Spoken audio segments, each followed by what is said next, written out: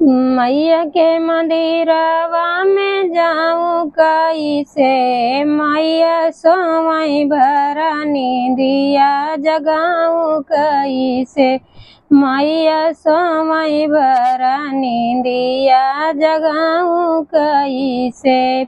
मैया के माथे मैं बिंदिया शोभे, मैया के माथे में बिंदिया शोभे, सिंदूर में उनको लगाऊं कैसे, ये जी सिंदूर में उनको लगाऊं कैसे।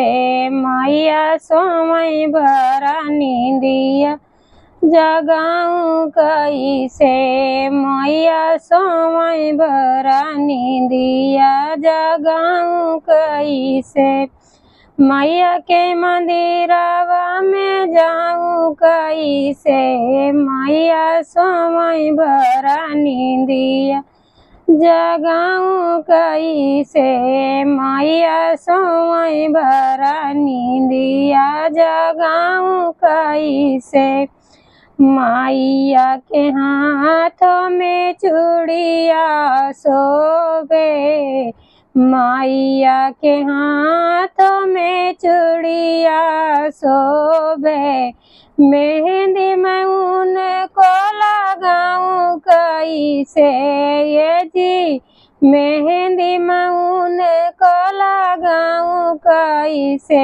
मैया सोवई भरा नींदिया जगाऊं कैसे, मैया सोवई भरा नींदी जगाऊं कैसे।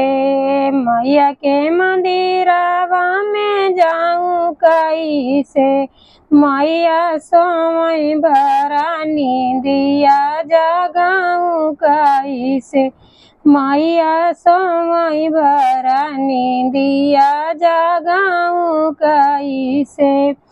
मैया के अंग में साड़ी शोभे, मैया के अंग में साड़ी शोभे, चुनरी मैं उनको ओढ़ाऊं कैसे, ये जी समा चुंदरी मैं उनको ओढ़ाऊं कैसे।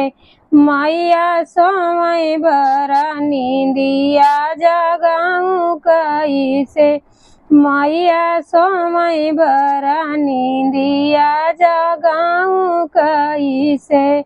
मैया के मंदिरवा में जाऊं कैसे, मैया सोवई भरा नींदिया जगाऊं कैसे।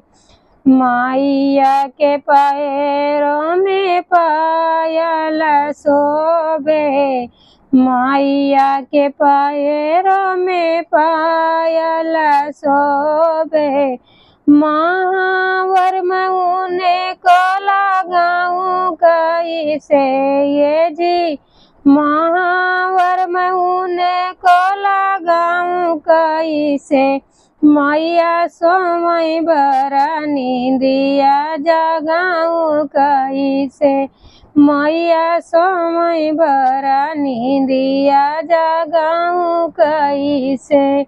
मैया के मंदिरवा में जाऊं कैसे, मैया सोवई भरा नींदिया जगाऊं कैसे, मैया सोवई भरा नींदिया जगाऊं कैसे।